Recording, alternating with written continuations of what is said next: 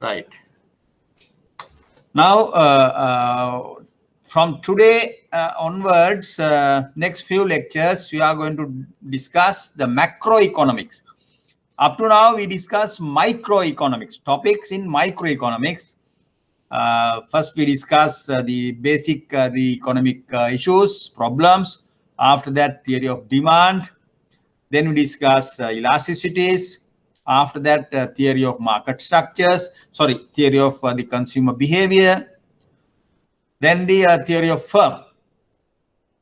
Then we discuss market structures, basically perfect competition. The other extreme of the market structures, monopoly. Then briefly, I gave a table explaining describing the key features of other market structures, especially monopoly and monopolistic competition. If you have time, if time permits, I will discuss those two market structures a little bit more. Now, today we are going to start the macroeconomics. What is macroeconomic issue? What is a macroeconomic issue?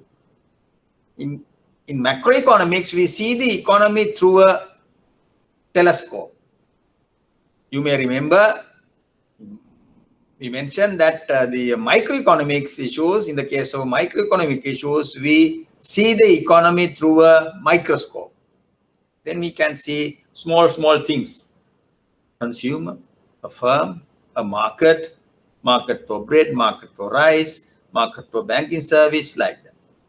But in macroeconomics, we see the economy through a telescope. Then you can see big things. Unemployment, economic growth, balance of payment, inflation. These are economy-wide macro issues. Now we are going to discuss these issues. Today we are going to, of course, discuss the economic growth and GDP, gross domestic product, macroeconomics. Now, before we start, I would like to take a different example. Now, for example, if you take a patient, so for example, if you fall ill, when you go to see a doctor, doctor might prescribe various the blood reports, right? So if for example, if your father, if you take your father to your consultant, he might prescribe, okay, check the sugar, check the cholesterol level, H1B1AC, the liver profile, full blood count, then the UFR, urine full report, like that. Number of the test reports,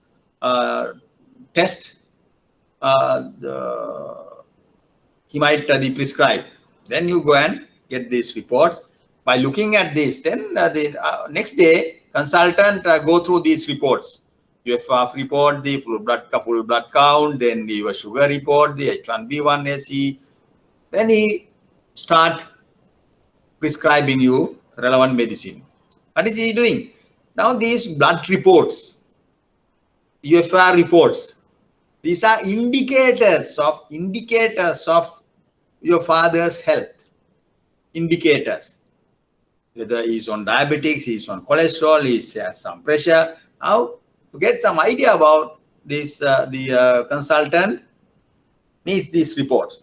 On the basis of these things, we diagnose. Similarly, in an economy, if you take an economy, health of an economy is measured using indicators. Indicator. What are these indicators? Gross GDP growth rate, unemployment rate, balance of payment deficit level, budget deficit as a percentage of GDP, exchange rate, what is happening to exchange rate, inflation rate. Now these are like the various blood reports, the various health the reports. These are the indicators of the economy. Based on these things, you draw conclusions. For example, now the first quarter, recently the first quarter GDP data, gross domestic product data, national account data was released by the Department of Census and Statistics. According to their report, the first quarter of 2020, the reported the negative growth rate, minus 1.6%. Growth rate is negative. It's not positive. 1%, 2%. Positive is a dip. As I can remember, in 1980s, 1989, there was a negative growth rate once, -1, because at that time the national accounts were compiled by the central bank. I was heading that particular division, so we didn't have any choice. We reported that was negative growth rate at that time, as I can remember, -1 or -1.5. So that is the only throughout the history. That was the only the year we had negative growth rate. Now, this year, first quarter growth rate is negative. Now we have to know why is that? What's wrong with that? If it is negative, what are the consequences? Now today we are going to discuss these consequences and why these the negative or the positive growth rate, high or low growth rates are important. Before we start, we will discuss the basic models about the economy. Now, the very primitive economy, long ago, we didn't have this the government. Maybe you had only households and the firms. Households own all these factors of production. Right? Models. This is a closed economy without government. No government, closed economy, no international trade, import-export trade. So therefore, we have only two sectors, two types of institutions, households and the firm. Now this is highly unrealistic. Now today we have government, we have import-export trade, but this is the starting point. So households owns all the factors of production, land, labor, capital, entrepreneurship, they own. They are owners of these factors of production. They provide the service of these factors of production to the firms. Firms hire the service of labor, service of capital, service of entrepreneurship. They hire. Then produce GDP, goods and services. What will happen to this GDP? When they produce GDP, the market value of GDP directly goes to the as an income to household. This is only they provide, household provide services of factors of production. Firms produce, then market value, selling this GDP, marketing this GDP, generate income, income goes to the households. Then household, what do they do with their income? They, part of this income is consumed. That is must. First we consume, no? Balance, if there is any, balance is saved. Y equals C plus S. Y equals C plus S. You can see Y equals C plus S. Then what will happen? This firms, what type of goods they have to produce?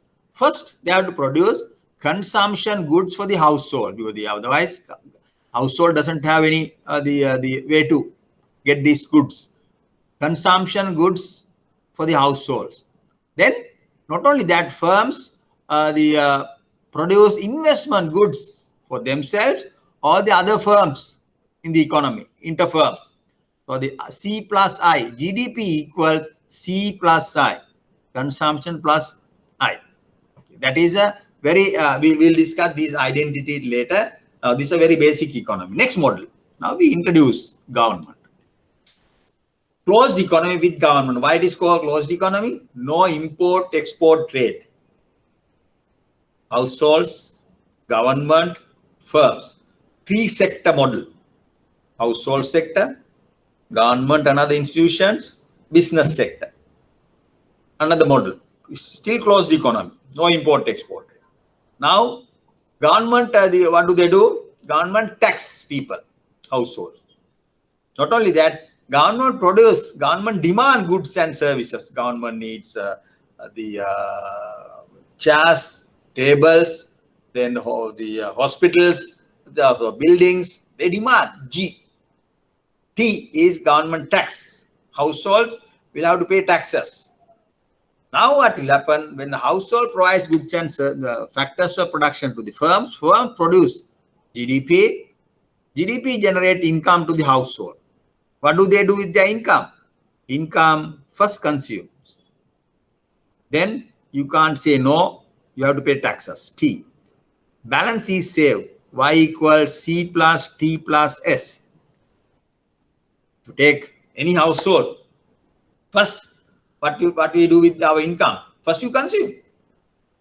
Education, medical, food, non-food, haircuts, telephone services, consume.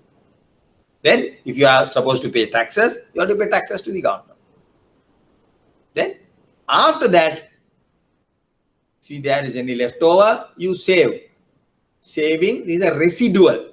Savings become a residual, right? Not the, we don't save first. The savings is a residual, right? Then what will happen? Firms will have to, like early example, you have to produce consumption goods for the households. G, government goods and services to the governments. G, C plus G. Again, I is the investment goods for the other the firms. So GDP equals C plus I plus G. Income equals C plus T plus S. They are balanced. GDP equals Y. I will come to this at the end of this lesson. We are going to discuss the this again, closed economy with government. Now this open economy, what we are seeing here today. What is the difference? X and M. M imports. X stands for exports. Now, what will happen? Firms generate GNP. This time we say GNP. When there's open economy, we don't say GDP, domestic, national. It becomes GNP. GNP, value of GNP generates income to the household. What do they do with their income? First consume. After that, pay taxes. Then imports. Then save. What will happen when you consume? When you consume, we have two types of consumption. We consume domestically produced goods. C, domestically produced goods. Rice, maybe bread, the beans, vegetables, fish, meat. They are domestically produced goods. Again, in our household consumption, there are imported goods. Think about everything. Almost all the lots of items are imported items, right? These shirts, some materials, then these bottles, the plastic materials, the computers, these pens, they are coming from Japan, pens, the everything, these smartphones, most of the things, they are coming from we consume household. In the household, how many the goods and services we get imported goods and services. For example, if you go to one of the hospitals to get an X-ray machine is imported. Some millions of rupees. Or get a scan. Say scan, we don't produce scan machines. They are imported goods. So we get the service. We get the service of the imported service. Right? So the imported goods. So income. So part of the income goes to the domestically produced goods, C, and imported goods, M. So now this time, therefore, Y equals C plus T plus M plus S. Again, savings is the residual. You spend C on domestically produced goods, spend M on imported goods, pay taxes. If there is a balance, if there is a residual, if there is the balance, you save. GNP equals the firm sector, business sector. What will happen? They produce consumption goods for the households. They produce the G, goods and services to the government. They produce investment goods for the other firms and for their consumption of their own consumption. Then the exported goods. Firms produce tea, rubber, coconut. They are exports. Or computer services, exports, services, tourism, export services, right? So therefore, GNP equal this time C plus G plus I plus X. Y equals C plus T plus M plus S. At equilibrium, this GNP equals Y. We'll come to this point again. Now we discuss, so far we have discussed three models. Primitive model, only households and firms. Closed economy without government. Then we discuss closed economy with government, households, government and firms. Finally, the actual economy, open economy. Now, next slide, I think I have included the actual real economy. Right. This is the open economy. Markets in detail, more details. Like the earlier model, we have sectors, household sector, government sector, business sector, that is firms. Then you have the foreign sector, that is import, export, trade, open economy, imports and export. Now, four sector model, households, government, firms, and foreign. Four sectors. Markets, we have goods market, labor market. You will are familiar with this. Good market for goods and services, market for factors of production. Labor market, not only labor, it's a factors of production, factor market. Then you have another market, financial market. Three markets. Four sectors, three markets. Four sectors, three markets. This is the open economy model. Now let's see what are the forces, various transactions. Now, for example, labor market, firms, let's say firms demand labor. Firms demand labor. Then and produce, for example, the households. So let's start from the household. Households supply labor first. Households supply labor. Firms demand labor. In the labor market, you have the supply and demand. Demand and supply. Interaction between demand and supply determine the wage rate. The free enterprise economy system, demand for labor and supply of labor determine the wage rate. Now think about, this is the free enterprise economy system. The labor market is competitive. For example, normally when you join the bank or the government services, your salary wage is fixed. Administratively fixed.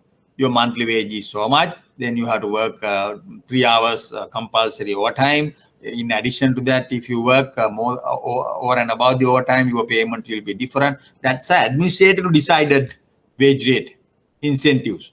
But here we are talking about the demand and supply only. Demand, supply determine the wage rate. Right? These are slightly different from what we are in the real economy, market economy, right? So, but this model is important. Then what will happen? Financial market. Financial market, you have different players in the financial market. You have commercial banks. You have finance companies. Another market. Leasing companies. Then you have primary dealers. Then you have development banks. Right? Large number of money changers. They all are playing in the market. There are large number of different players. Right? What do? Now the financial market, all the savings coming to the financial market, sometimes coming to the insurance company, sometimes the finance company, sometimes it goes to the commercial bank. Savings, household saving, SH, going to the financial market. Government savings, going to the financial market. Firms, SC, company savings, they goes to the financial market. Then the foreign savings come to the financial market. Then financial market players pool these savings. Could be in insurance company, finance company, commercial bank. These players pool these savings. Then they invest, lend this money. So the investment goes to the goods market. Right? Foreign sector, you have the import-export trade. Import-export trade and the transaction, foreign savings. Right? Then the other TR. Government make transfer payment. Transfer. TR stands for transfers. One-sided payments. Samurdhi, Janasavya, midday meal, the distribution of free textbooks. These are transfers to the households. Then, but government get taxes from the households. Similarly, government get taxes from firms, corporate taxes.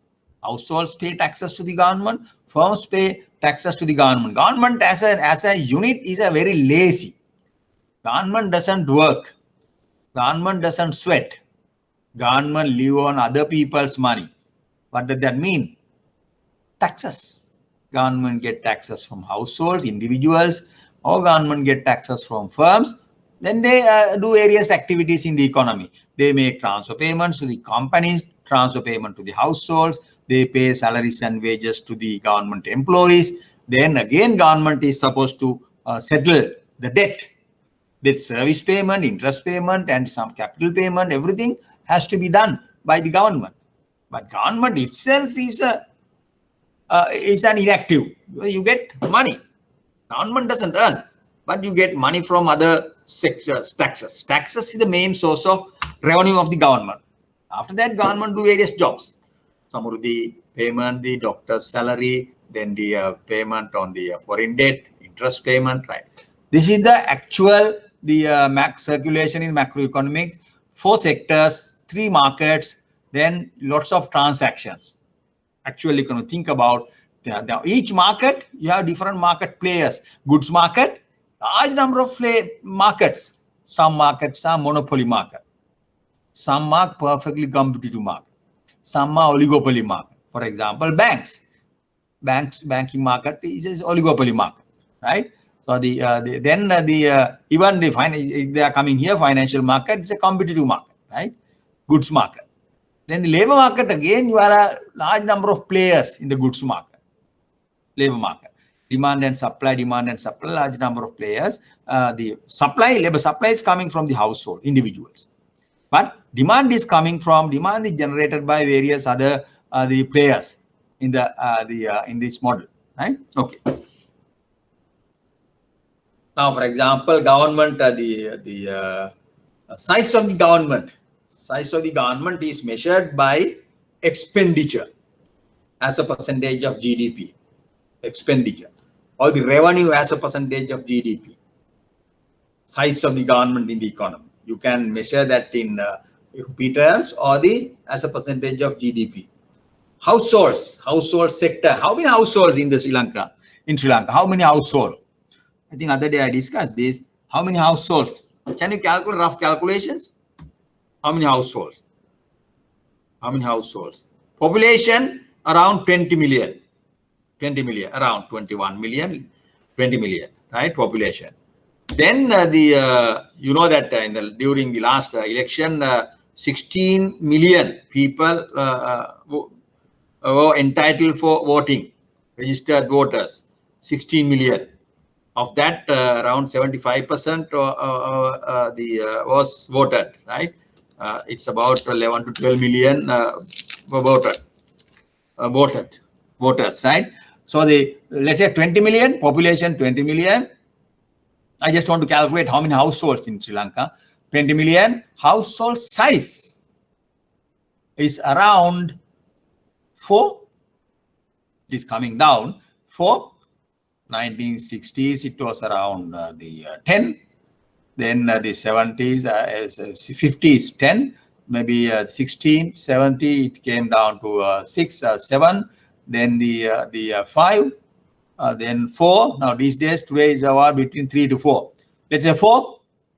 20 million households, 20 million individuals. The 4 individuals per household. Therefore, 20 divided by 4. We have around 5 million households. 5 million households. We got the 20 million individual divided by this the 4 groups of 4. 5 million household, right? Government, then firms. Firms we discuss self-employed, partnerships, the corporation, firms, any type of firm, right? Then the limited liability firms, public firms, the private firms, lots of the type of firm we discuss. In the theory of firm, we discuss types of firms in the economy. Now we have some idea about this economy. For example, if you think about this, if you travel from here, Baralla to the Maradana station, how many firms, type of firms? Government firms, private companies, self-employed, learners are there, florists are there, haircutters are there, then the restaurants are there. They are private, sometimes partnerships, sometimes private. Some departments, RMV, public, the government departments, police stations are there. They are government. So that's why they all are coming under these firms, right? without the ownership, right? Just simply classify them as firms, right? Okay. Now we go to the, now this, as I said, to explain this economy, we need indicators. To explain your father's health, consultant use lots of indicators: sugar level, pressure level, cholesterol level, everything, right? Like that, to explain the health of this economy, we have different indicators. These indicators are classified generally into the four sectors, four types: key macroeconomic accounts, or the indicators. These are indicators. You can take down indicators like health indicators, right? National accounts, GDP. These are the one of the indicators. Public finance, government budget, within brackets, government budget, we discuss.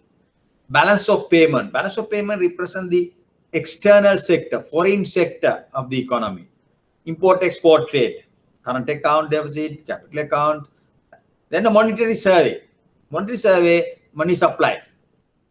Money supply in the economy. Central bank mainly responsible, compile the monetary survey. Money supply, money stock is the stock variable. So the changes in the money supply, because there's a direct link between money supply and the inflation rate. Inflation rate. Now, briefly, we will discuss these key macroeconomic accounts. For example, we are going to discuss today national accounts. After that, we have a lecture for each of these topics: public finance, balance of payment, monetary survey, right? Okay. Now we'll briefly discuss what is national accounts. National accounts compile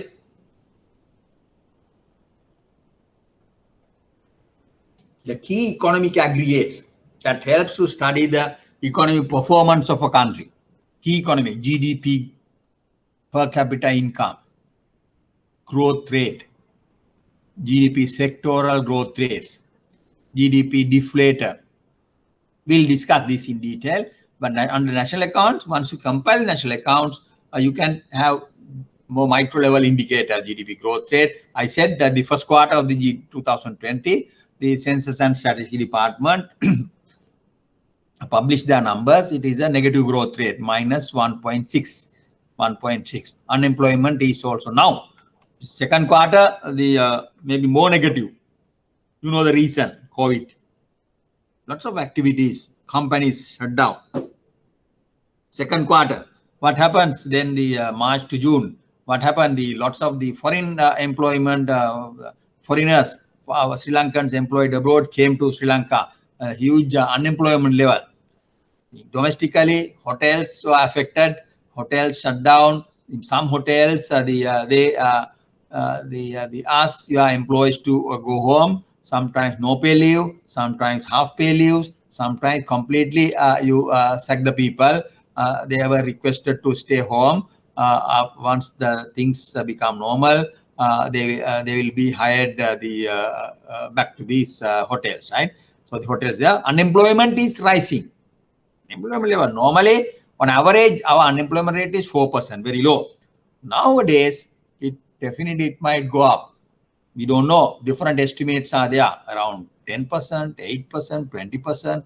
For example, Australia, they have forecasted, the New Zealand, they have forecasted the unemployment rate will be around 20% end of the year, right? Normally they have around 2%, 1% unemployment rate because of the COVID, right? Here also, this year is a very bad year for Sri Lanka, right? Unemployment rate will be higher. Growth rate will be lower, sometimes negative. Next year, once you pick up, once the economic activities were picking up, there will be recovery. There will be more economic activities. Unemployment will go down gradually. Right? National account, government budget, another economic activity, an economic indicator. The government budget is a financial plan showing an estimate of government receipts and expenditure, revenue and expenditure, and the manner in which a surplus is disposed. There can be surplus. In Sri Lanka, we never have this surplus. We always have the huge deficit. Or a deficit is finance for a forthcoming year. Budget is for the next year.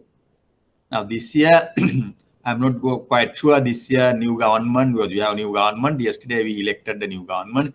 New government might present budget in November. Usually budget dates is November 6th. They might present this budget. Budget is for the 2021, 2020, 2021, 2021, next year, future year. So in that budget speech, they say revenue, they give the revenue estimate, the expenditure estimate, budget deficit, how are they going to finance the budget deficit, various stories will be there. Now that is the budget. Budget is very important. Any economy, single largest debtor is government. Single largest borrower is government, right? So budget activities can affect price level in the economy. Budgetary activities can affect economic growth rate. Budgetary government activities can affect inflation rate. So that's why we study this budget separately, right? BOP. What is BOP? BOP stands for balance of payment. I assume that you will have taken down some notes also. The balance of payment. BOP is the record of transaction, monetary values between residents of a country and other countries, Sri Lanka and India, between Sri Lanka and Japan, Sri Lanka and the USA, Sri Lanka and European countries, right? So these transactions, two types of transaction. We import goods and services. We export goods and services. Services. Our computer programmers working in Virtusa or the Millennium City, IFS, they sometimes they go work the on-site, go to USA, Saudi Arabia, and work with their clients. That is, we export our services. We export housemaids, service of housemaids to Middle East countries, right? So these are the services. We export goods and services. Those transactions are entered in balance of payment. When you import goods, imports cars, imports the coriander from India, import cars from Japan, import sugar from Cuba, then all these values are entered in the balance of payment account. At the end, you have balance of payment surplus or deficit, like budget deficit or surplus. Balance of payment surplus or deficit, right? Then again, we discuss your separate lecture for this one. Then the monetary survey describes the monetary aggregate and the underlying factors. Monetary aggregates.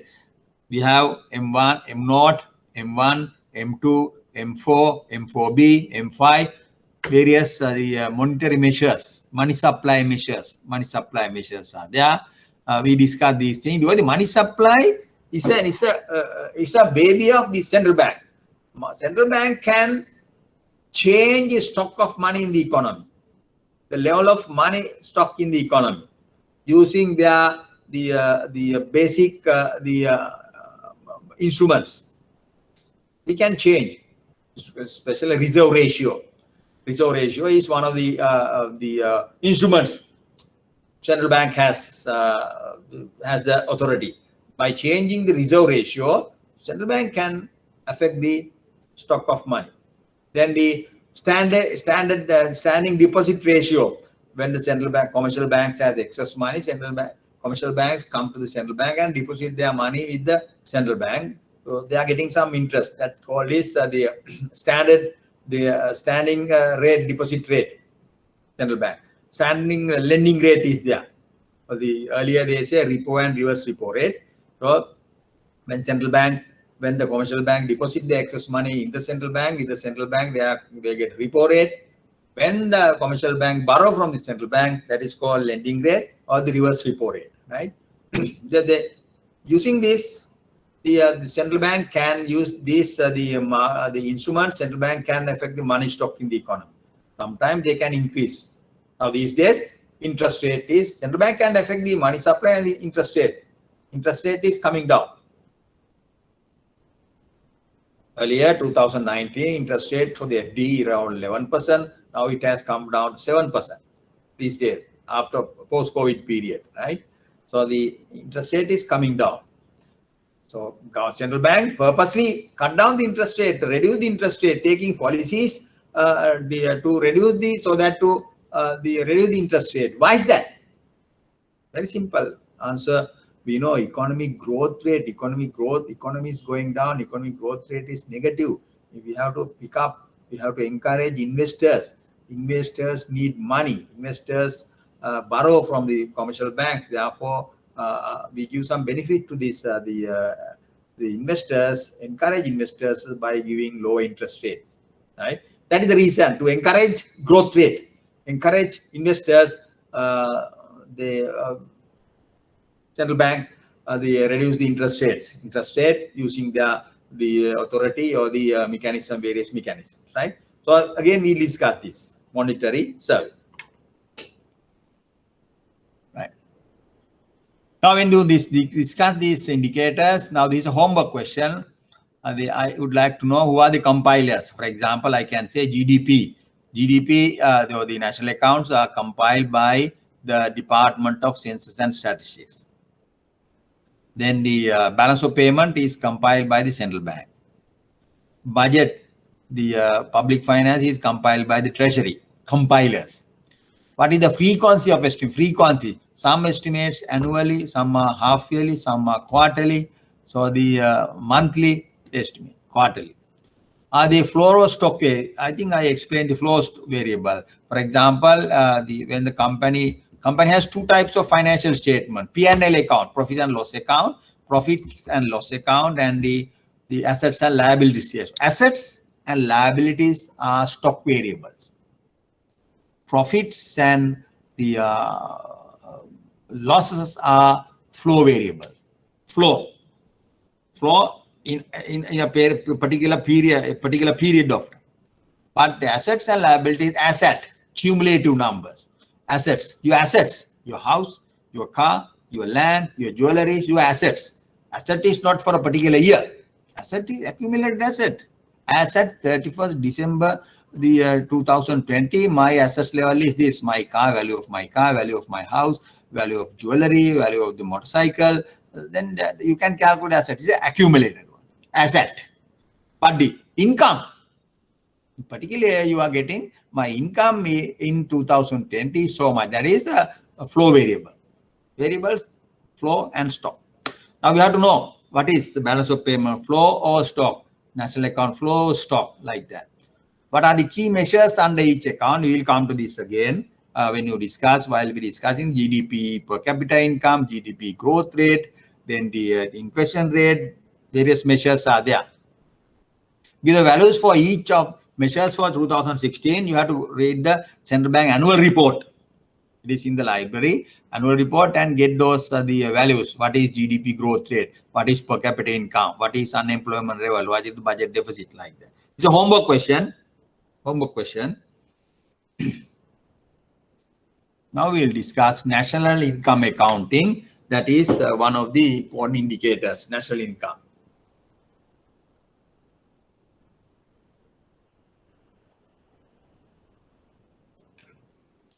So for that, I must say this national account.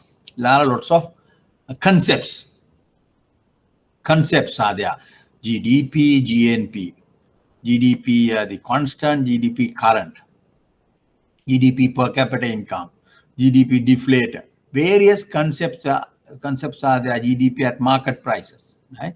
So various concepts are there. At this level, we don't expect you have to understand is very detailed understanding, but interpretation important. Why they are important?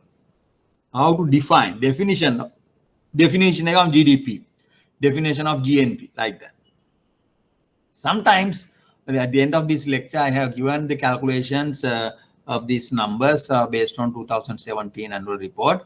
I have some numbers, right? Now, first we'll discuss national income accounts.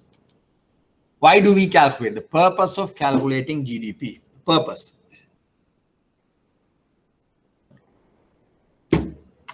Purpose of calculating. Now, we can calculate GDP, gross domestic product. Gross domestic product, important macroeconomic indicator.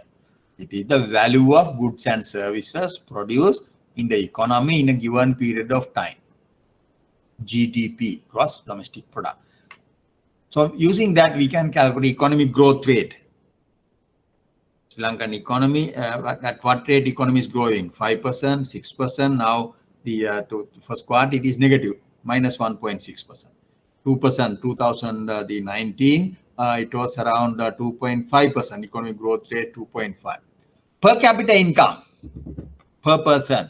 You calculate GDP, divide that by the media population, you get the per capita income. Our per capita income is around the $3,000, the $4,000 per person. Nowadays, again, when the economy has a negative growth rate, definitely that will decrease to around 2,500, right? Per capita income will go down. Not only in Sri Lanka, remember, almost all the countries in the world are facing now recessionary condition, negative growth rate. Their per capita income will go down. Maybe for the short term, it will go down. Our per capita income is around 3,800. Because of this COVID, the first quarter per capita income will be less than that level, right? Okay. GDP deflator. Deflate is a measure of inflation in the economy. We'll discuss this when you calculate the actual thing. Savings.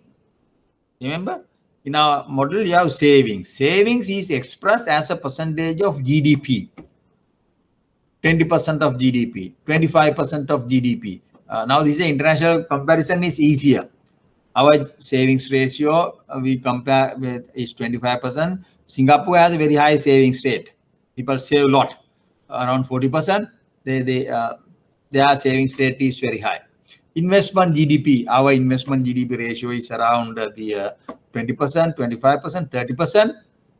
Other countries, Malaysia, it is 40% of GDP. Always these numbers are expressed as a percentage of GDP purpose. Then you can calculate incremental capital output ratio, ICO. ICO ratio, I will give some example. For example, the if we need to get 5% growth rate, 5% growth rate, 5% growth rate in the economy, then the growth rate is 5%. Growth rate is 5%. Then if the ICO ratio is let's say if suppose you want to get the 8% growth rate, 8% growth rate, 8% growth rate. ICO is a very important indicator for any economy. That is a number. If the ICO for Sri Lankan economy is around 5, so we can ask the question, to get 8% growth rate, how many investment, what should be the investment value, investment ratio for the economy? You multiply ICO by the growth rate, 8 into 5, 40%. To get 8% growth rate, we need 40% investment level ratio. To get 5% growth rate, 5 into 5. We always, ICO is 5, so relatively constant. 5 into 5, 25% investment. Suppose growth rate is 6 into 5. Third was 30%. Investment is 30%. So ICO is a relatively constant for a given economy. You multiply the expected growth rate by the ICO and decide what level of investment you need to achieve that growth rate. To attain 8% growth rate, we need 40% investment GDP ratio, 8 into 5. 8 into 5. So nowadays it is around 30%, 28, 30%. So we need huge investment to get the higher the GDP level, GDP growth rate. Right. Again, not only savings and investment, the budget deficit also expressed as a percentage of GDP. Now, what happened post-COVID level, our budget deficit is around 6%. Now it is definitely rising. Because government spend a lot. So the government earlier, the 5,000 rupees for each the poor household gave to around 4 million households. They gave the 5,000 rupees coming from the budget. Then again, all these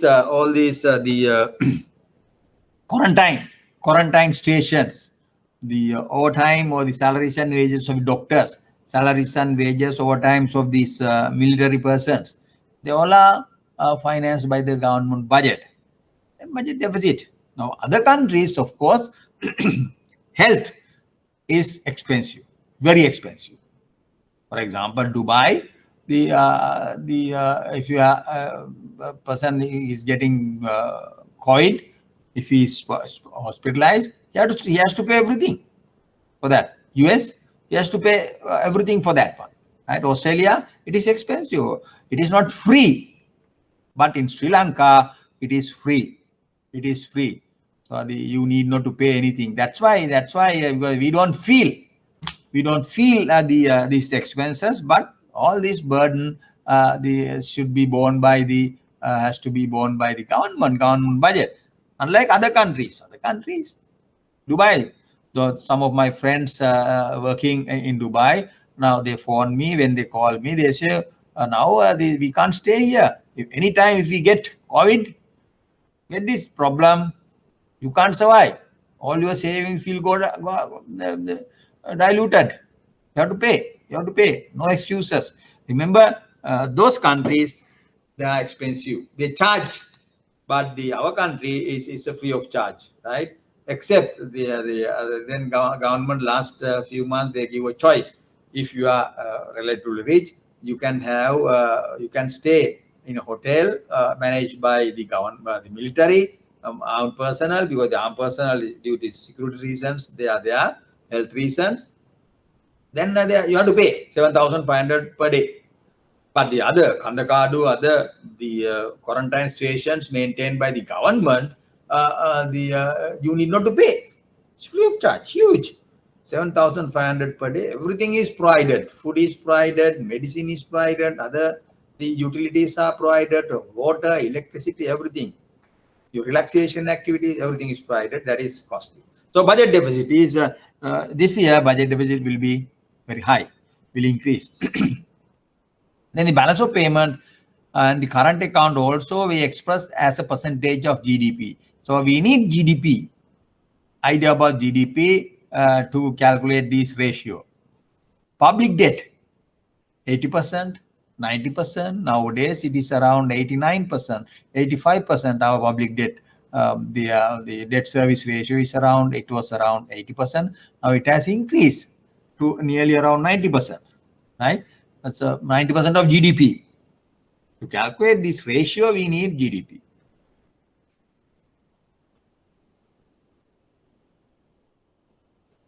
Right. Now we will do some pictorial presentation. I will have some these just to make this. Generally, this GDP lecture is a bit boring, right? Lots of concepts.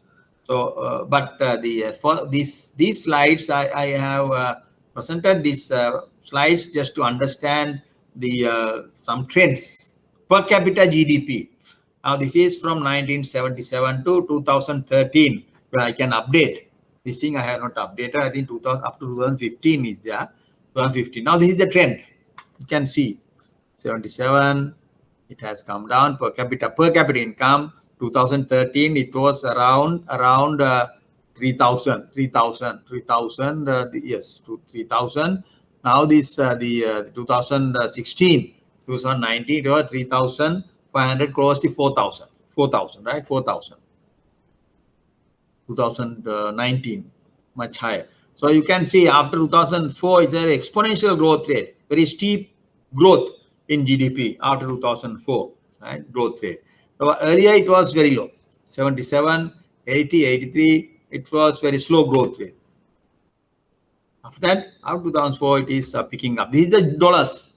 Now you can see 1977, 77, 78 period, our per capita income was less than $500.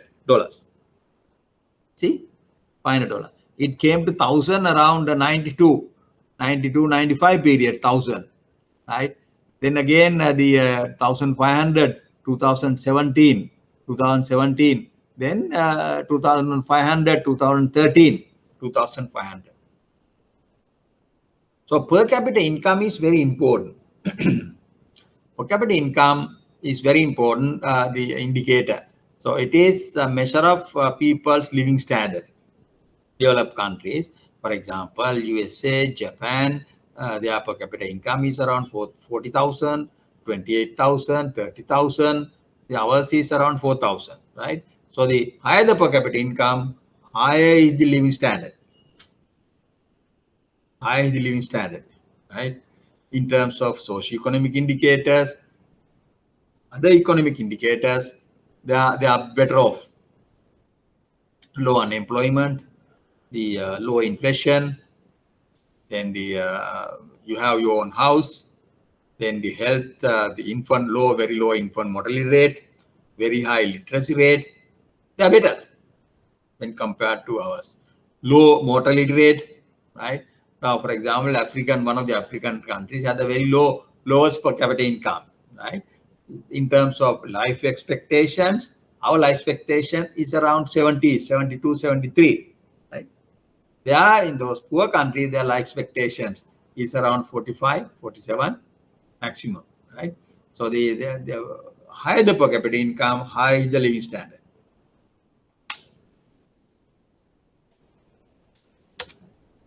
GDP growth rate. Now remember, I said that GDP growth rate is negative.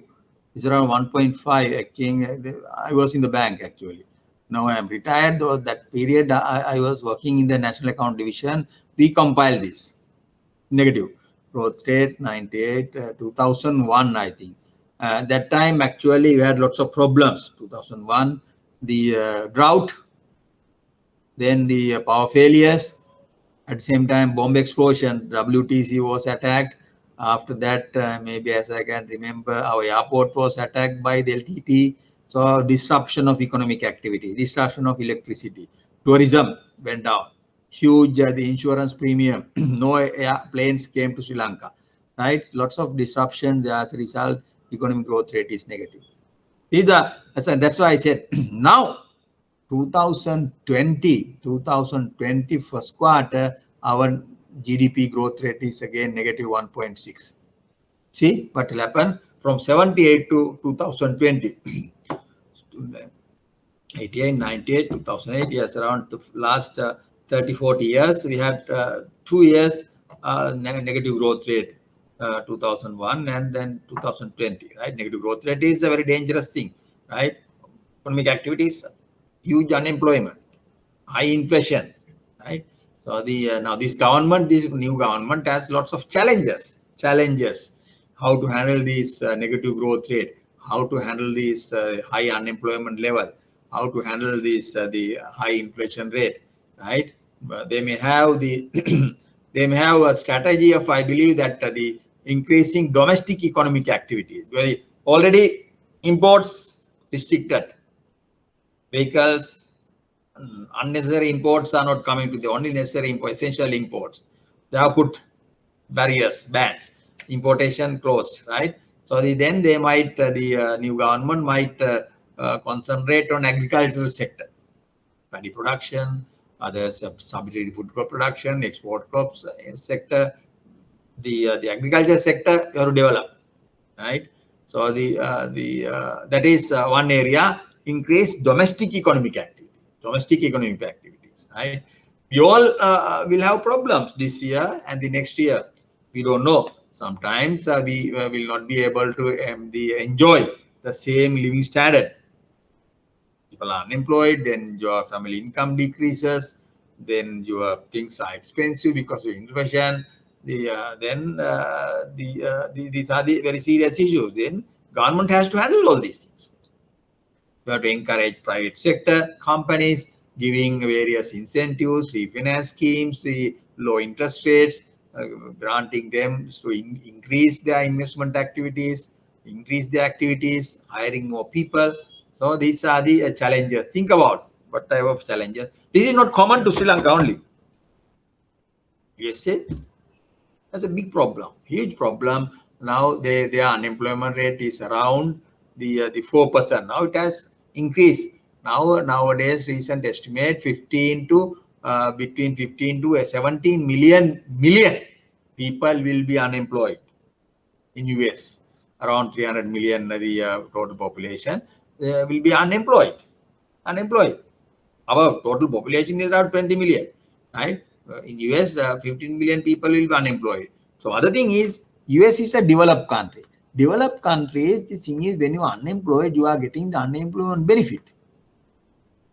That's the thing. So therefore, nowadays, you are getting, if you are unemployed, if you are not working, and if you are registered, inform the government you are without the job, then you are getting a check of 2,400 dollars per month for your living. $2,400 per month. Every unemployed person is getting that. Household is getting that. At the individual basis, you are getting that. This is a developed country, huge. The money, 2,400, right? Nowadays, what will happen? One of my friend's son is in USA, the Ohio. Yes, he has said to my friend, his father. Now what happened? He's doing some business there, the simple small business. The minimum wage rate is around, as I can remember, it's around $10 per hour. I say $10. Government determine $10. You have to pay. Companies will have to pay. If you hire people, $10 per hour. $20 per if you work 2 hours. $10 per hour. Now what happened is these people come and ask for $30 per hour. Otherwise, they say they can't. This boy has said, the Tata, we can't do this business because this the wage rate is very high, expensive, right? He's doing some buying and selling business, right? It's very expensive. Why is that? Why do they charge, ask for a higher wage rate? Because they are getting, government is paying. If you don't they pay them, okay, government is paying $2,400 per month. That's an disincentive to work. You don't want to work. You live on dole, right? These things are there. But Sri Lanka is a poor country. We managed to give 5,000 rupees for 2 months, I think. After that, you can't give. You don't have money. Our budget has a serious problem. So therefore, we have to stand our own domestic economy. So this year, next year, we'll have a problem because unlike developed countries, government doesn't have money. Government can't distribute money. Developed countries, you have New Zealand. Still, they are getting even Australia. They are getting $600 per month, I think. Australian dollars, Aussie dollars, yeah, or $7,800 per month. A check of getting that job housing. So until you find a job, they are paying this money. But here in Sri Lanka, developing country, poor country, you don't have. So think about those things, right? Sri Lanka in the SAARC region. Now this is actually in the SAARC region. What will happen? The Maldives is a tiny country. Their per capita income is very high, but our per capita income, this is bit the old graph. Now this by should be closer to 4,000. The Maldives is the richest country. The second richest country is Sri Lanka. After that, Bhutan. Bhutan also a very small country. India's per capita income is less than Sri Lanka. I think India's is quite good. India's per capita income is also rising now. Then Pakistan, Bangladesh. This is a SAARC region. See what happened in the Asian region. Singapore is the richest country. Then Korea. Then Malaysia. Then Thailand. We are on par with the Philippines. Indonesia also much better than that. Philippines also now they are much better than Sri Lanka situation. The per capita income, right? Now, see, now when you have the per capita income, you can do this kind of calculations, bar charts, and the various conclusions, the GDP growth rate, the per capita income, GDP, right? So these are interesting charts. If you have the numbers, Central Bank annual report published this per capita GDP, you can plot and check what is happening to these GDP numbers, right? Right. Then the agriculture sector, sectoral employment, blue bar. indicate the employment in the agriculture sector. Red bar indicate the GDP, right? Now you can see 1979, 52% of total employment was in the agriculture sector. 52%. The total employed in the economy is 100. 52%, 52 people working in the agriculture sector. It has come down. 2013, only 33%. 2020, it has come down to around 12%, the 15% employment. GDP also coming down. 32% of total GDP came from agriculture sector. Now around 12%. 2012 around 10%, right? GDP. Agriculture sector contribution to GDP is coming down. Employment, the employment in the agriculture sector coming down. So what has happened? Service sector is growing. Industrial manufacturing sector is growing in terms of GDP, in terms of employment. They create more employment. They contribute more to the GDP. That is one of the salient features of development. Agriculture sector contribution, falling agriculture sector contribution, increase in service sector activities and industrial sector activities. Now, for example, today, 2019, around more than 60% of our GDP came from services, service sector activities. Government service, telecommunication, wholesale and retail trade sector, then the import trade, then you have the computer services. These are the service sector activities: postal services, armed services, government services, services sector activities, tuitions, private tuitions, then the private tuition schools. This educational services. This sector is coming down. For example, funeral services, then the hairdressers. Service sector is growing. So these comparisons can be done using, if you have the numbers of GDP and the employment share, right? So that is the one of the uses of GDP. Analyze things, understand things, represents graphically. You can represent the economic performance, right? Very simple diagram. So you can say a lot of things about the GDP, per capita GDP. Similarly, you can use budget. Similarly, you can draw interest rate. Similarly, you can use import-export trade.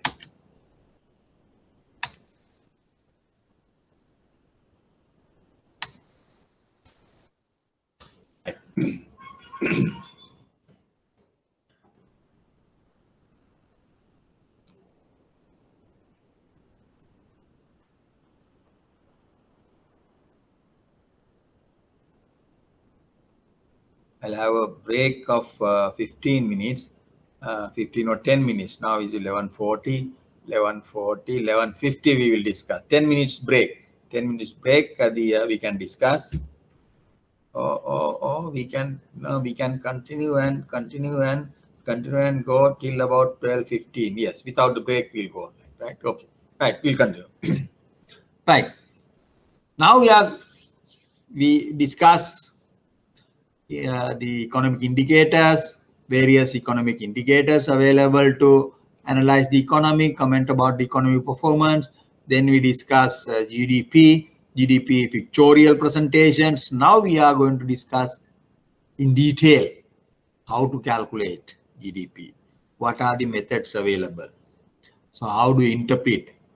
How do you actually, using numbers, how do you calculate per capita GDP, per capita GNP? Then the GDP deflator. At the end of this lesson, I have calculated, I have included some of these.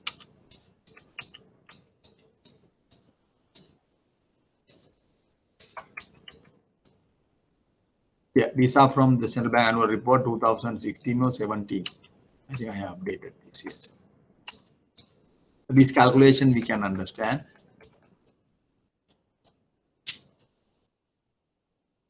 In this case, we have various measures, definitions you to understand. What is GDP? What is GNP? What are the available methods, right? So for example, a simple example to understand the calculation of national income estimate. Right? Production, income received on production, expenditure. We have three approaches to calculate GDP. Production approach, income approach, expenditure approach. I will explain that. Take a household, your household, a year, 2020. Here, think about a year, only your household. If you want to calculate value, monetary value of all the economic activities in the household, how do you calculate? Monetary value, how many rupees, value of in rupees. One way to calculate is the expenditure. You calculate all the expenditure, food expenditure, education, medical, entertainment, all the expenditure, the health expenditure, all aggregated given here. Then you can say, okay, this is the value of the economic activities, value of my expenses. Or you can calculate income. If you are working, if your father is working, mother is working, one of your brothers working, then you can calculate money income from employment. Then what are the other sources? Interest income. Suppose you have some deposits, the savings, even small deposits, you earn some interest. You are getting that income. Then the non-monetary income. Suppose you get some the government benefits, or some friends send some money to you. Relatives send some money. For they are living in abroad, working abroad, you send some money frequently. So you calculate that income. That is income. That is the estimate of my activities in that year. Expenditure estimate or income estimate. Or if the think about the agricultural sector household, producing activities, you can calculate the value of the production. Completely agricultural activities, the farmer's household. So he can calculate, he living on only, he doesn't work, he live on his the total production of paddy, value of the paddy produced. So this you produce, that will be your income. You can spend that for various purposes. Income estimate, expenditure estimate, production estimate.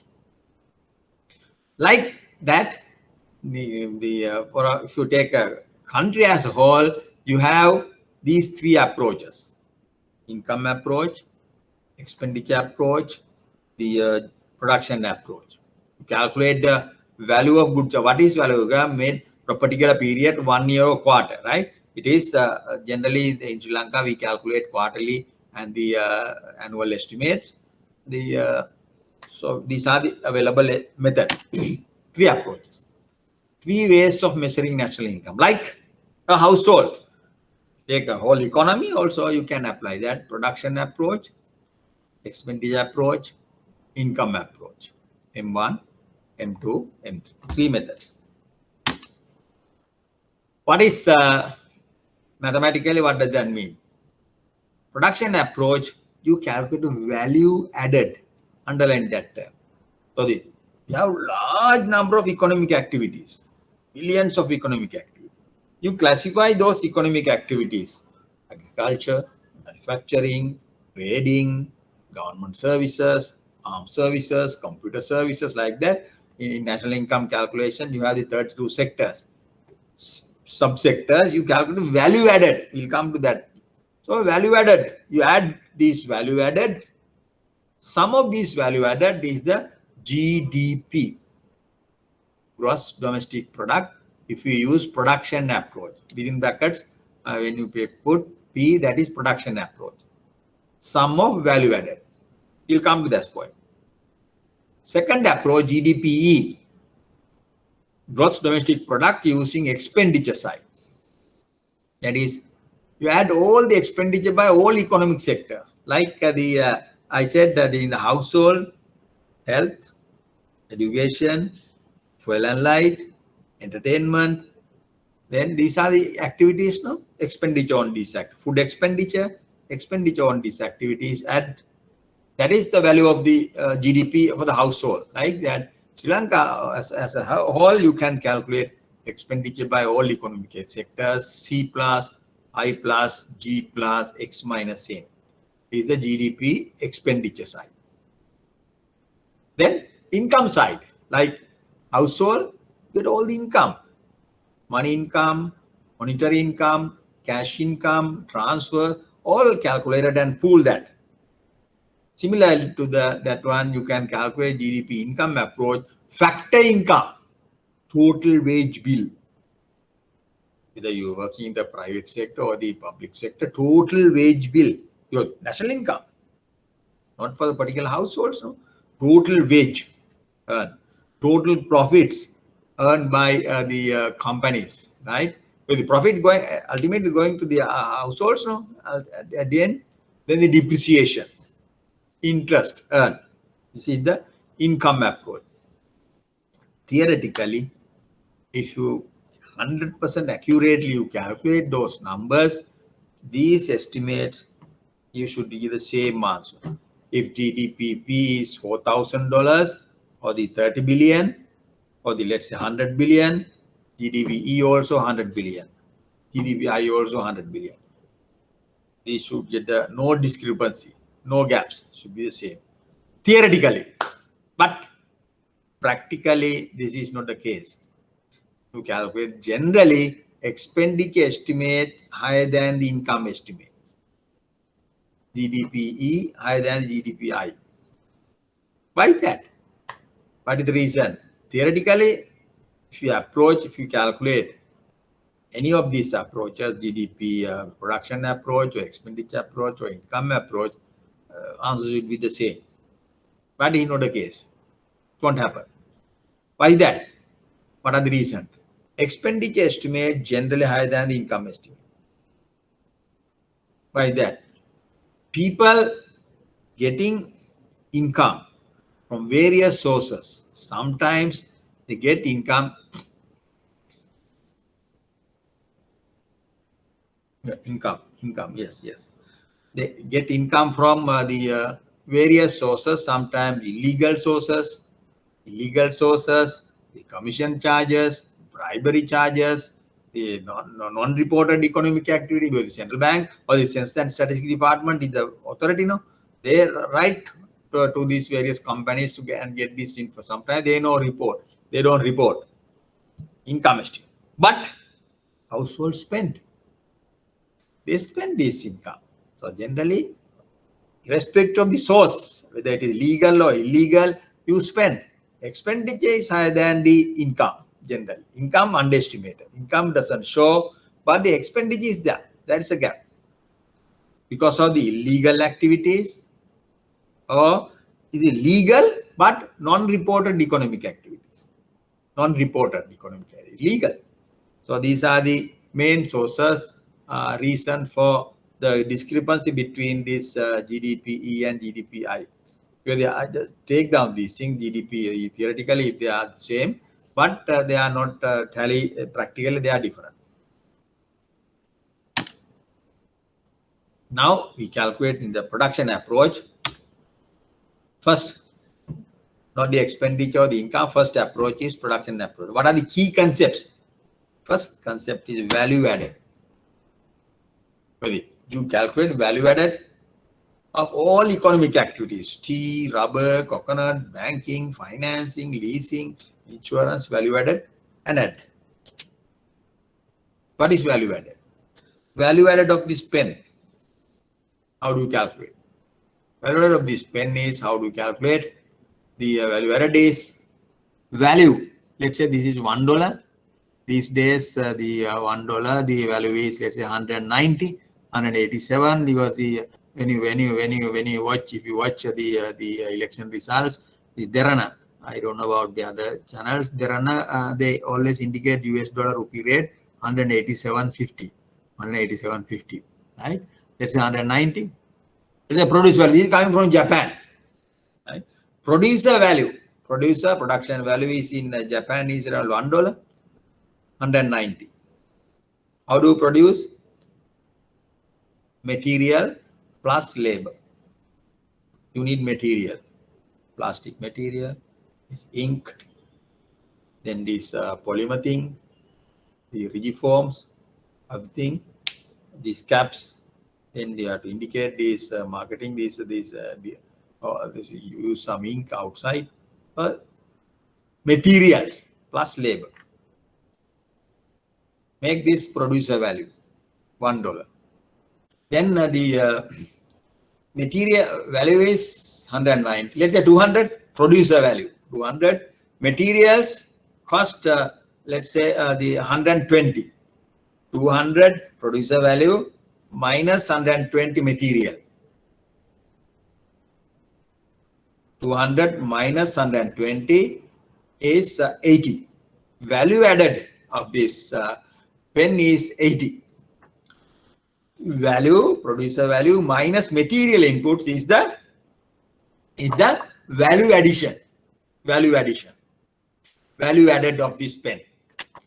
What is this 80? 80 goes to labor. Payment to factors of production. Not only labor, capital, entrepreneurship, profits, everything. So therefore, the value added is the value minus material input. That will be equal to the payments to factors of production. Wages, profits, interest, that's it, right? So value added is that one, right? So you can see the value added is defined as the difference between the value of the product and the intermediate consumption, material used in the production of that. Sometimes electricity, also you use water, some raw materials, all. Now you can see this value of this pen, material inputs plus payments to factors of production. If you take material input to the left-hand side of the equation, value minus material inputs equal payments to factors of production. Value minus material input is defined as value added. Value added equals payments to factors of production. That is, value added of this pen is 80. 200 producer value minus the 120 is a material input. So this gap is the value added. Materials, how much you add value and get that value. Now let's say the layman's language, what is value added? Value added is you have raw tea, dust, tea company, the producers, tea factories produce tea. Then what do? You do some value addition. What do you do that? Sometimes you tea bags, not as a bulk. You don't export. You prepare the bags. You are adding value to this one. Bags, and then value increases. Value increases. Now, for example, another example, you are studying this IABF and DABF. After that, sometimes you might study your degree program after the universities. You may be doing CIMA, charter. What are you doing? You are acquiring human capital investment. You are adding value to your basic qualification. Adding value. The layman's languages, that is value addition. Value addition is must. Right? In the calculation of GDP, definition is value minus intermediate consumption. But generally, value addition is very important. When you study, when you pass examination, when you do HR program or the CIMA or chartered, you are adding value to your qualifications. That is must. Then you are fully qualified. You are doing a degree, you are doing CIMA, chartered, IABF, DABF, you are fully qualified. Nowadays, what happens? There are lots of value addition. People in our days, you don't have that much of qualification. You have a degree. I had a degree and plus some postgraduate degree in statistics. Then I am fully qualified. Nowadays, it is not the case. People, multidisciplinary. You are doing IABF, then you are attending AAT, AAT. You are doing CIMA. Sometimes if you are a degree holder, you start doing the MBA, right? Then the multidisciplinary. That is happening all over the world. People, to face this competition, job market competition, you want to acquire more and more the qualification, paper qualification, right? Knowledge and the paper qualification, I am not going to discuss about this, but people these days, students these days, try to acquire paper qualification. Sometimes you don't want to acquire knowledge. That is the one of the problems, right? Where the paper qualification should come second, but the first is the knowledge. You have to study hard, understand. The burning midday the oil, that means you are cramming, studying hard, understand so many things. Sometimes now these days what happens, students are out of focus. You are not a student. Sometimes you become a politician, you talk about cricket, you become discuss about the corruption of the politicians.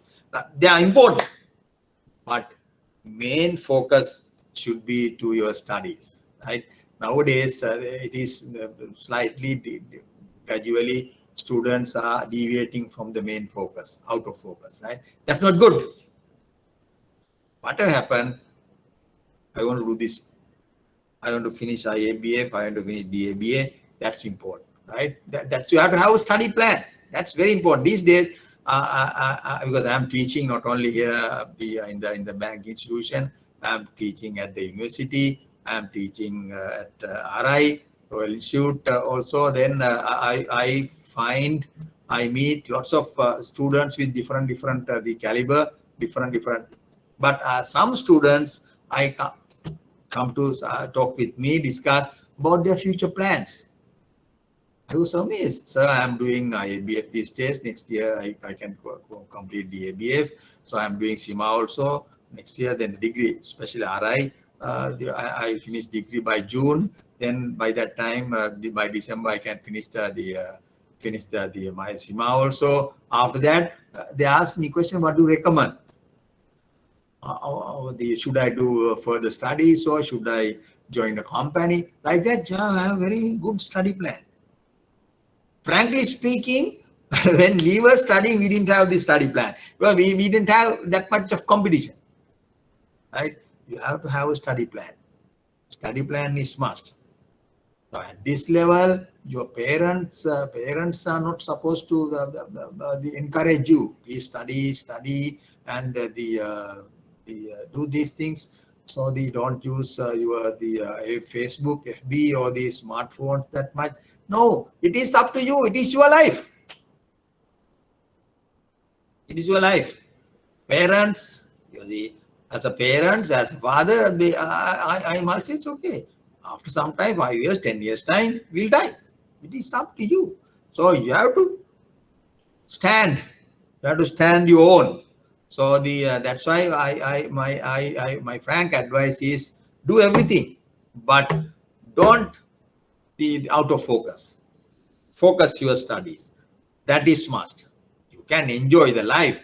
Sometimes people complain, how can we want to enjoy the life? We have to have some entertainment activity. You have to visit friends' place. Yes, you can. But the main thing is up to date. Finish the studies first, and then you do everything. Right? That's all. And I'm not saying don't go to FB, don't do other entertainment activities. No, that's your it's up to you. You can do everything, but courage should be there. You don't out of focus to the everything together, right? That is very important, right? Then the value add. These are some of these things. Some advices. Then okay, value added. This pen we discussed 200 minus intermediate consumption 120 80 like that. Now example. The following data, read this, pertain, read this. You can read. I'll give 2-3 minutes to read that.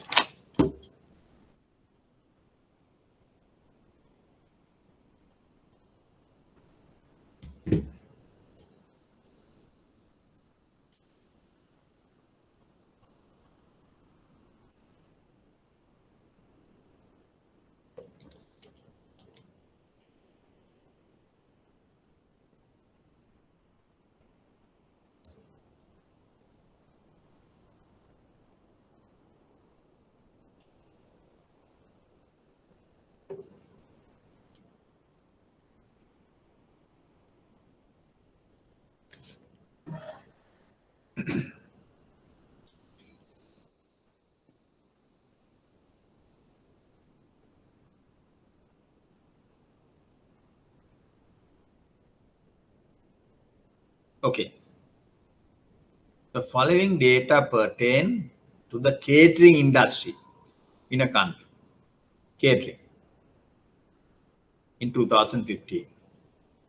Values are given. Now, catering industry, let's say making sandwiches. The final catering, they are making only sandwiches. Starting from wheat, growing, farmers grow wheat.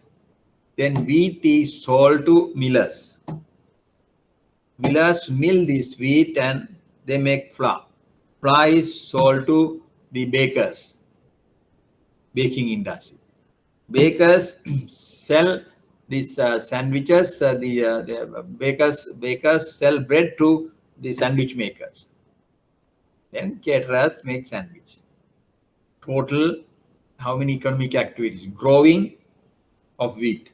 After that, milling of wheat. Another economic activity. Millers mill. Third economic activity, baking of bread. Bakers bake bread. Fourth economic activity, making sandwiches. 4 economic activities. Value is there. Total value of wheat grown by farmers. Farmers grew 100 million worth of wheat. Only wheat, raw wheat. After that, they sell that to the millers. Millers produce flour. Value of flour, market value of flour. You have the flour price and multiply that by quantity. Get the value of flour is 150. The millers get the wheat, crush this, and make flour. Value of the market value of flour is 150. Then this the bakers, it goes to bakers. Bakers make they make bread. Value of bread, 10, 15 loaves of bread, 100 loaves of bread. Value of that rupees million, 175. Then the value of sandwiches, 200. Right? Understand the question? Only the value. 4 economic activities. Assuming that other inputs used in each activity is negligible or free, and all wheat produced are sold to millers, all flour produced to sold to bakers, all bread produced sold to caterers. No other inputs. All inputs are free. Really, when you grow the wheat, you have raw material, fertilizer, insecticide, weedicide, seeds. We assume that is zero. Assumption, right? Okay. Right. Yeah. Is total value added of catering industry in the country is 625. What is 625? Question. First question. 200, 300, 450, 450 plus 175. This sum, sorry, sum is 625. Is that correct? Total value added of catering industry is 625. No. Why is that? Why is that?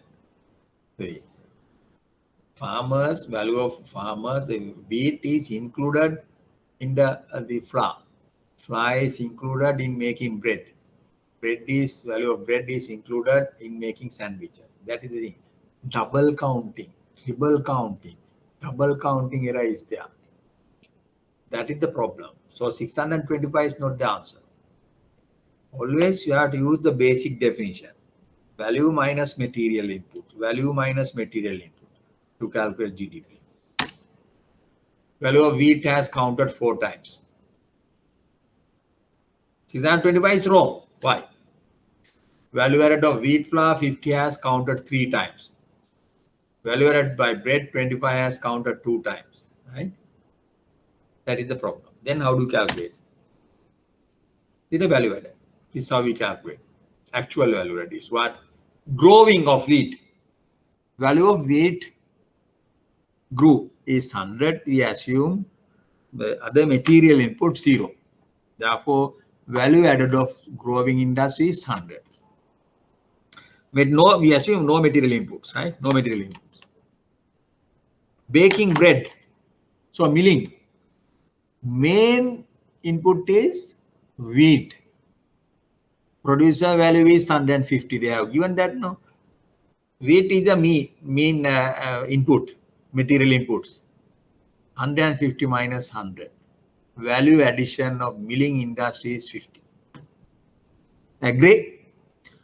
The value of bread is 175, but input is wheat.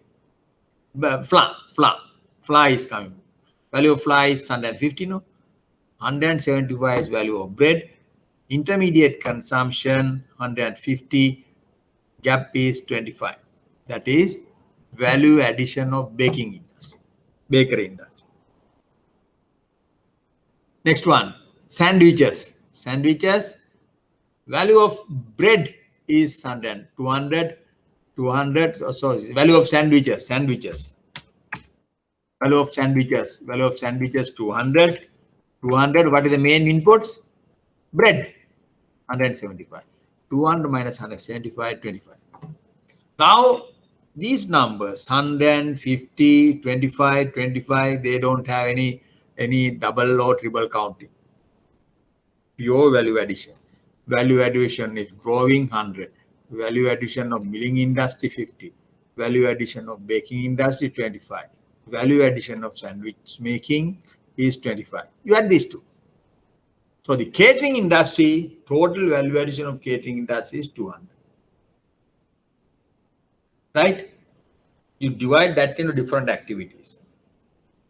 Then calculate value addition of each activity. Each activity at 200. Value of the final product is, so this is interesting. This 200 is a total value addition. This is equal to, remember, value of the final output. So therefore, that is interesting. So you get this 200, or it is the value of the final product is 200. Right? Each stage you get value addition, or that will be equal to the value of the final product, 200. Now we know what is value addition. Value addition, definition, how to calculate value addition, then why it is important, most important concept in GDP calculation. Who can avoid double or triple counting error? Otherwise, if you said in this catering industry value addition is 625, wrong. It is only 200. 625 is includes various other inputs, double counting, triple counting. So actual value addition 200. Value of the particular product is counted several times, double counting. Define that. Value of the particular product is counted several times in the value of another product. Value of wheat is counted in the value of wheat flour. Again in the bread, and again sandwiches, so products made out of bread, right? That is the problem in double counting. When you are double counting, that is called double counting error. Take down that is also, you can extend that error. By the value added method is to avoid the double counting in the estimate of the total value of the production, value added. Right.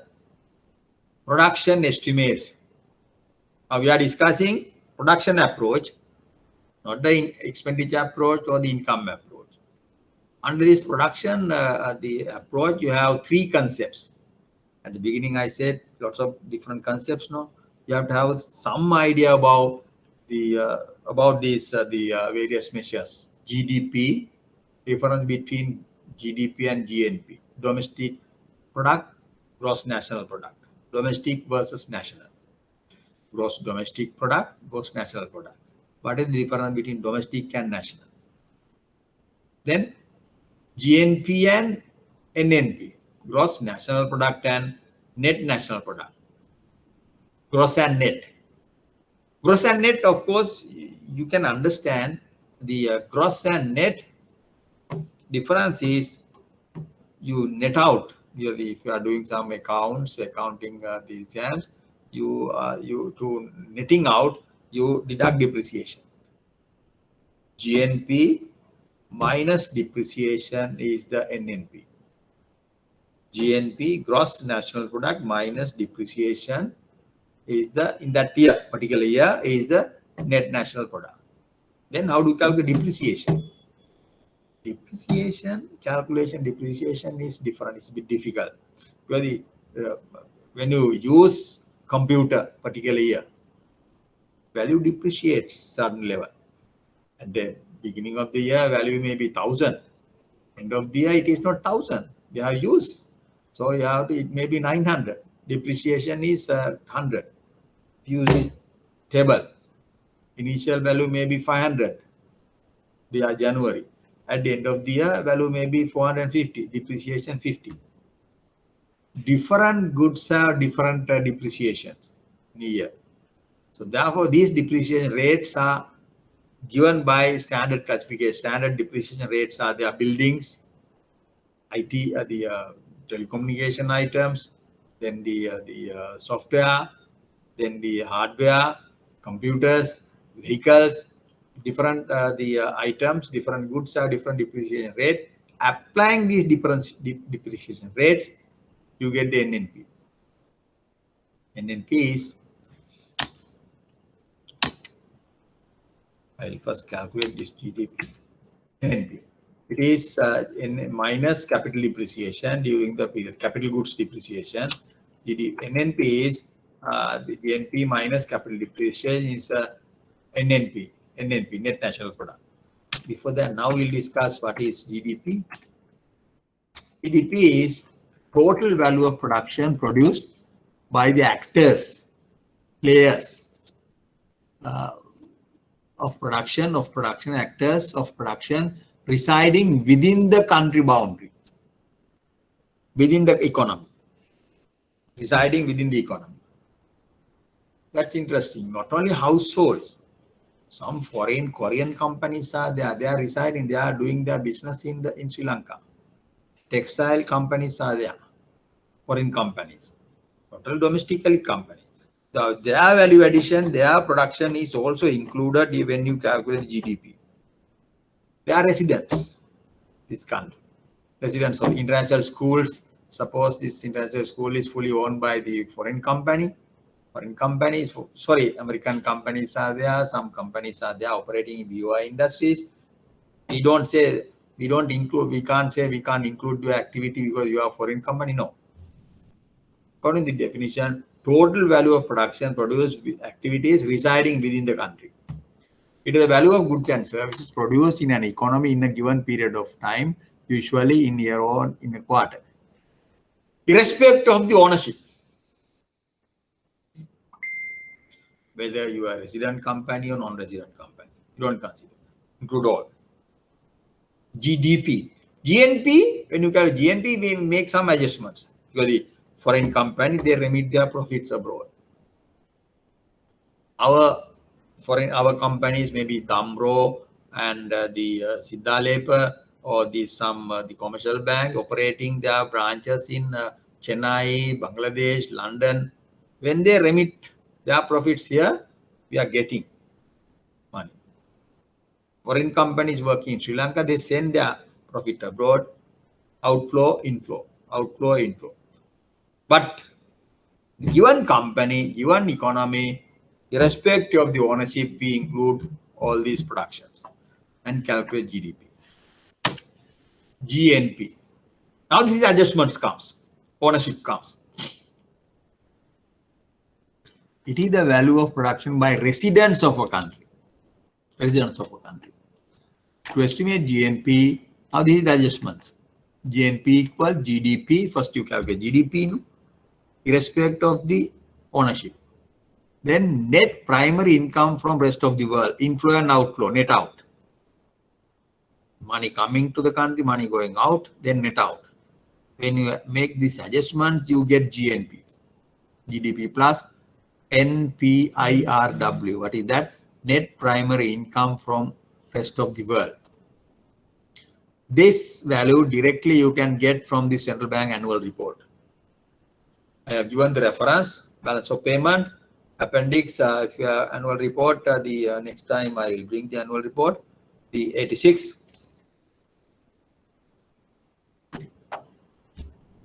Appendix table 84 AR 16.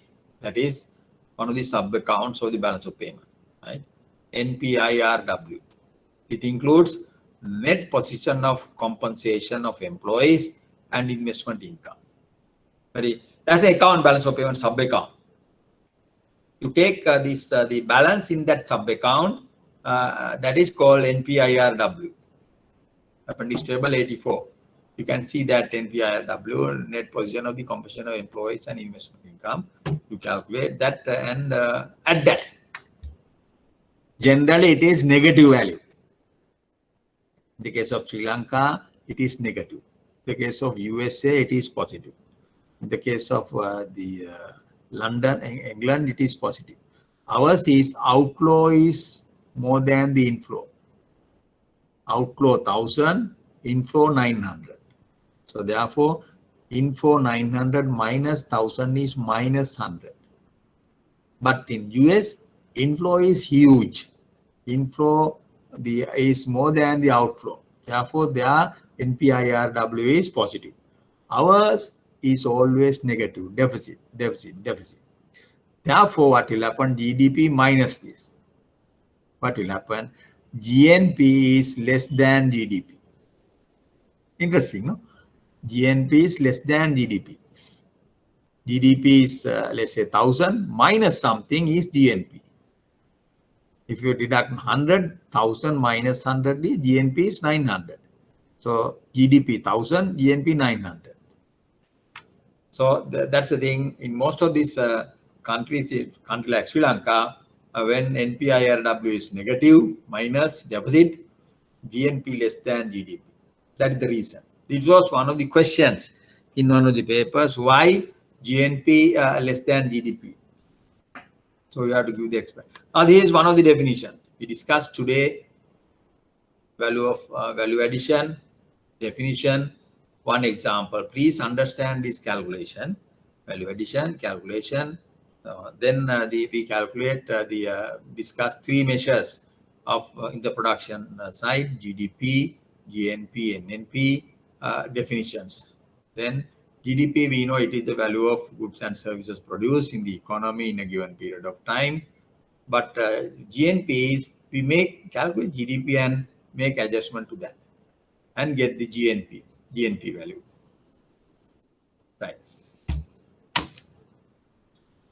Depreciation of capital. It is the value of use of capital items such as machinery for production, 10%. Value of capital declines by the value of usage. This is depreciation, type of cost of production. Therefore, it is deducted, right? So therefore, you deduct that. Computer, you purchase in January, in December, you don't have the same value. Depreciation, wear and tear, values. So you deduct that to calculate actual value. That is net national product, NNP. Vehicles, depreciation. My car. Every month, maybe if I travel 500 kilometers per month, or 500 into 12 is 6,000 kilometers. 6,000 kilometers. So wear and tear, engine, then the other services, depreciation is there. When you calculate end of the year, my the car net value is the initial value minus depreciation is there. What is NNP? NNP, it is GNP minus capital depreciation during the production period. During the production period. Right. Now this in the production method, we said what is the approach? What is the production method? Value added. Sum of value added is the GDP. Still we are discussing only the production approach.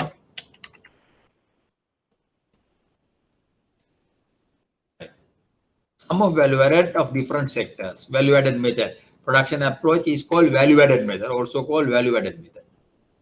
Three sectors: agriculture in the annual report, Next time, next week I will show you this the report, the table. If you can see this Central Bank annual report 2019 is out. They published that in April 30th.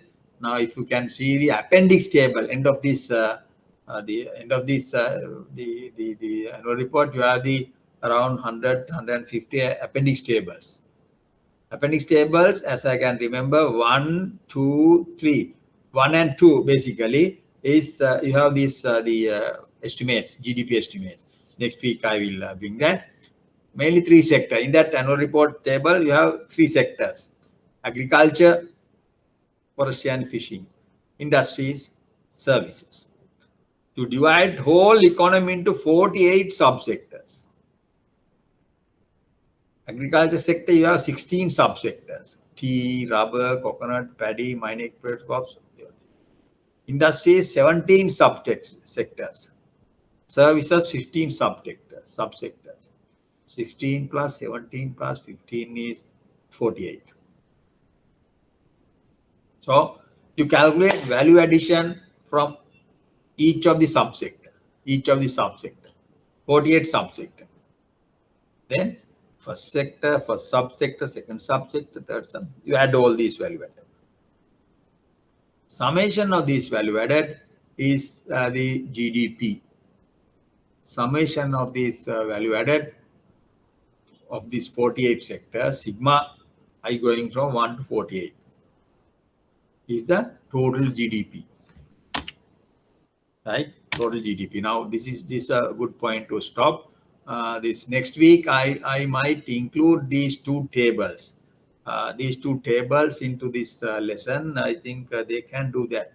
They can do that. Then we can directly go to the table and discuss the calculations. I might include, if you can get the annual report, the 2019 recent Central Bank annual report, read appendix table. End of this book annual report, you have the appendix tables around 100 and I can't remember, 160 annual report tables are there. First few tables about the national income. Then you can see these what are the key subsectors in the agriculture, what are the key subsectors in the industries, key subsectors in the services sector, right? Please read this. Now next week we are going to start from this point onwards about we carry on like that. After that, calculation here, basic price. Next week I can finish this calculation probably. Okay, thank you very much.